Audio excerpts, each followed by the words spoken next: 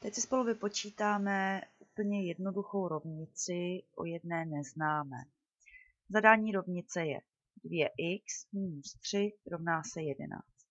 Naším cílem je zjistit, jaké číslo se skrývá pod tím x. To musíme vypočítat. Uděláme to tak, že všechna x necháme na jedné straně, všechno ostatní převedeme na druhou stranu.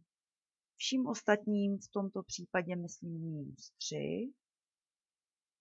To převedeme z levé strany na stranu pravou.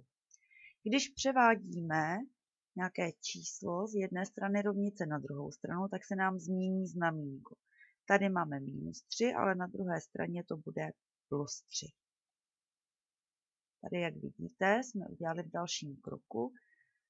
2x nám zůstalo nalevo a z původních minus 3 máme nyní plus 3. Akorát jsme to převedli na druhou stranu toho rovná se.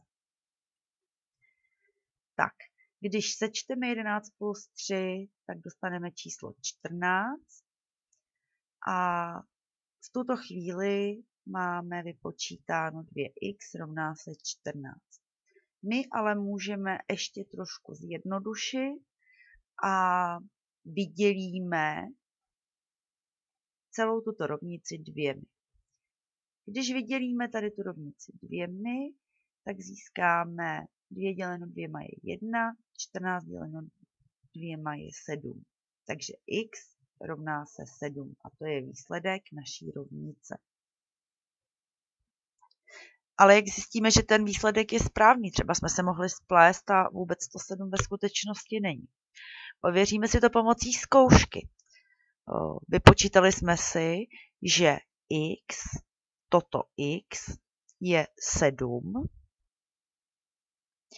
a my si teď těchto 7 dosadíme do původního zadání té rovnice, to znamená na toto místo.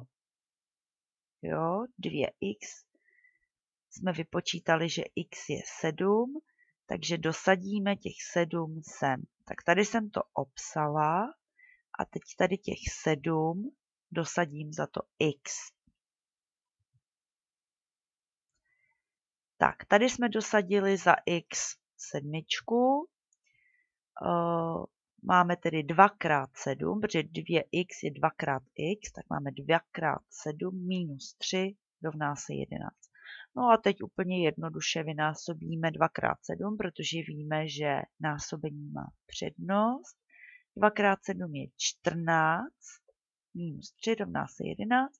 A když odečteme 3 od 14, takže 14 minus 3 je 11 a vidíme, že tedy skutečně se to rovná, to znamená, že levá strana se rovná straně pravé.